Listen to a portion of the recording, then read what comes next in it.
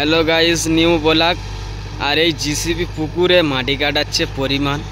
এই গাড়িটা মনে হয় গেড়ে গিয়েছে, আমি কি বুঝতে পারলাম না। তো এই গাড়িটা এত পরিমাণ, মানে উঠতে পারছে না, আগাতেও পারছে না, সামনেও যেতে পারছে না, পিছনেও যাচ্ছে না।